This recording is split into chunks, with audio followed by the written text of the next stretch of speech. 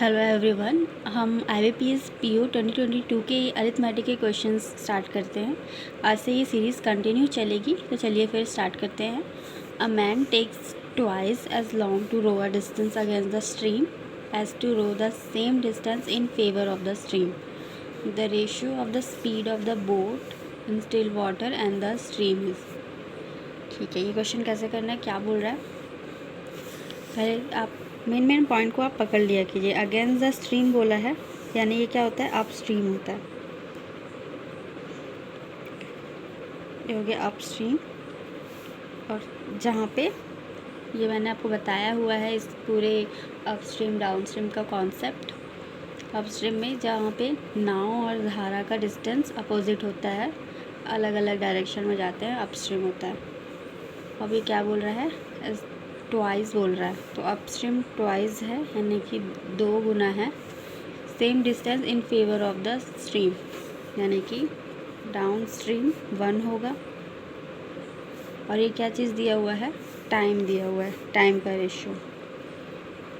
अगर टाइम 1:2 में है तो हमारा स्पीड क्या हो जाएगा, इसका अपोजिट हो जाएगा, यानी कि 2:1 हो जाएगा।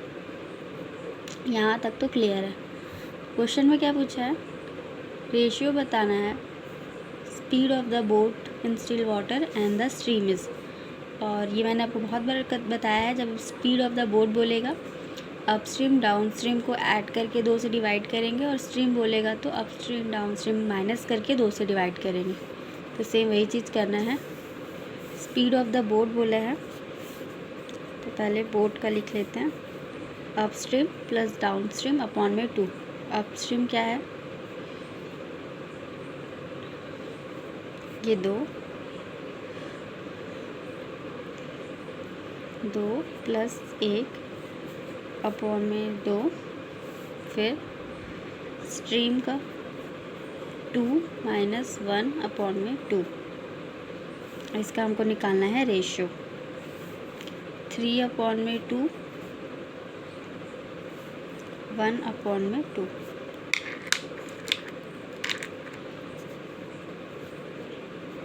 थ्री अपॉन में 2, 1 अपॉन में 2।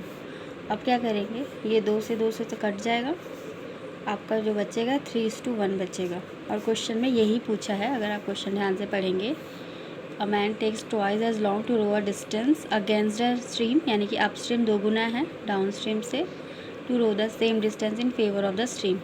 यहाँ तक हम लोगों ने पहले किया, 1:2 है। फिर the ratio of the speed of the boat and the stream is.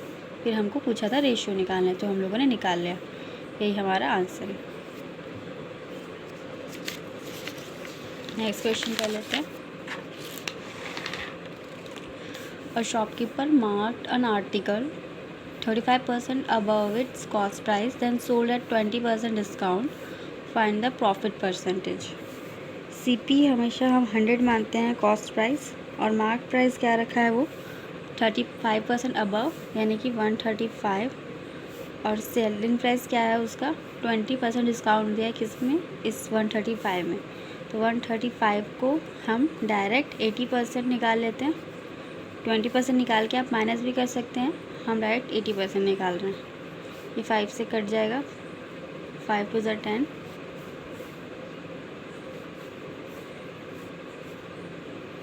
अब ये 27 4 कितना होता है, 108। ठीक है, यहाँ तक ठीक है। Find profit percentage. 100 रुपये की चीज़ को 108 में बेच रहा है, 8 रुपये का प्रॉफिट हमेरा CP पे होता है, नीचे 100 जाएगा, और परसेंटेज निकाल रहे हैं तो 100 यहाँ रहेगा। 100 से 100 कट जाएगा, 8% का प्रॉफिट हो रहा है शॉपकीपर। नेक्स्ट क्वेश्चन कर लेते हैं। A and B invested in a business in the ratio 5:11.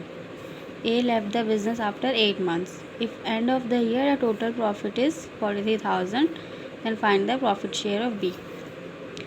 2 लोग हैं और B, रेशियो क्या दिया है उनके इन्वेस्टमेंट का, 5 और 11 दिया हुआ है। 8 महीने बाद एक काम छोड़ दे रहा है, यानी 8 मंथ तक काम किया हुआ है, और B के बारे में कुछ नहीं दिया, यानी कि ये पूरे 12 मंथ तक बिजनेस में लगा है। अब इस काट देते हैं, 4 से 4 × 8, 4 × 3 = 12। यहाँ 10 आ जाएगा, यहाँ पे 33 आ जाएगा। ये नया रेशियो हमारा निकल गया, नया रेशियो। अब बोल रहा क्या है क्वेश्चन में, प्रॉफिट का कितना दिया, 43,000। 10 + 33 कितना होता है, 43 की वैल्यू क्वेश्चन में दी हुई है 43,000। तो 1 यूनिट की वैल्यू क्या हो जाएगी, 1000। बी का शेयर निकालना है, बी का रेशियो क्या है, 33 है। 33 × 1000 यानी कि 33,000 आंसर है हमारा। अब नेक्स्ट क्वेश्चन कर लेते हैं। P&Q alone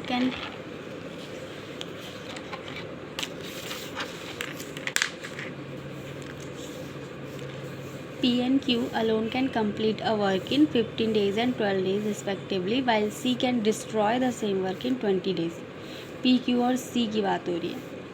All the three working for alternate days, ठीक है, alternate days की बात हो रही है, starting from P and ending with C. How many days the total work will be completed, ठीक है। फिर P, Q और C है। P काम कर रहा है 15 दिन में, Q 12 और C कर रहा है 20 दिन में, लेकिन ये काम को डिस्ट्रॉय कर रहा है। तीनों का एलसीएम 60 ले लेते हैं। यहाँ 4 आ जाएगा, यहाँ 5, यहाँ पे 3 माइनस में, 5 और 9, 9 में से 3 गया 6। अब बात हो रही है ऑल्टरनेट डेज पे काम कर रहे हैं। पहले P आएगा, फिर Q आएगा, फिर C आएगा। पहले दिन ये 4 यूनिट काम करेगा, दूसरे दिन ये 5 यूनिट और तीसरे दिन ये 3 यूनिट का काम डिस्ट्रॉय करेगा। टोटल कितना हुआ, 6 हुआ, डे 1, डे 2 और डे 3। अब यहाँ पे हमारा मेन टास्क शुरू होता है, इसे आप ध्यान से देखिएगा। 3 डेज़ में कितना काम कंप्लीट हुआ है, 6 यूनिट। हमको काम कराना है कितना, टोटल 60। तो आप डायरेक्ट 10 से मल्टीप्लाई नहीं करेंगे, क्वेश्चन पूरा गलत हो जाएगा, क्योंकि यहाँ पे काम डिस्ट्रॉय भी हो रहा है। तो क्या करेंगे, टोटल काम है 60, इसमें से पॉजिटिव वाले वैल्यू को माइनस करेंगे, यानी कि 5 और 4 को। 9 हुआ 51। अब यहाँ पे 51 का यूज़ करेंगे। 6 का टेबल पढ़ेंगे आप, 51 तक पहुँचेंगे। 6 8 ज़ा 48 होता है। अगर 9 ज़ा करेंगे तो ये 51 से ज़्यादा हो जाएगा। तो ये 8 से मल्टीप्लाई हुआ, 48 यूनिट बना। ये 8 से मल्टीप्लाई हुआ है तो डेज़ भी मल्टीप्लाई होगा, यानी कि यहाँ पे आएगा 24 डेज़।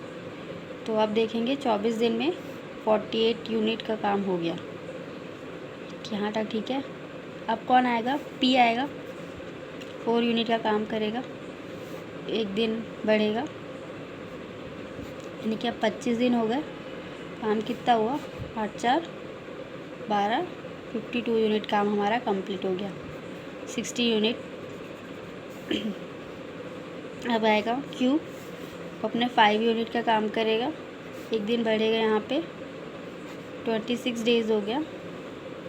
काम कितना हो गया, 57 यूनिट, ठीक है। अब बारी किसकी है, C की है। वो काम करेगा नहीं, काम डिस्ट्रॉय करेगा, यानी कि 3 माइनस करेंगे यहाँ से, 1 दिन तो बढ़ेगा यहाँ पर, यानी कि 27 डेज़ में कितना काम हुआ,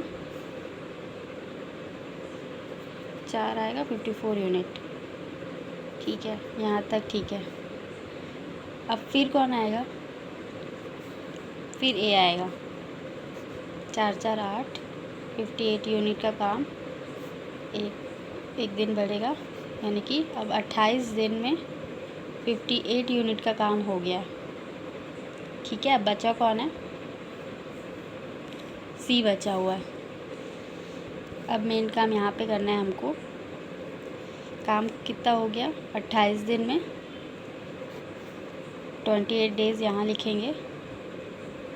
68 में से 58 काम हो गया, बचा कितना, 2 ऊपर। करेगा कौन, 4 यूनिट किसका था, P का था, तो यानी अब कौन आएगा, Q आएगा, तो नीचे में 5। तो आपका आंसर क्या आएगा, 28 2/5 डेज़, यही आंसर है। आई होप आपको ये क्वेश्चन क्लियर हुआ होगा।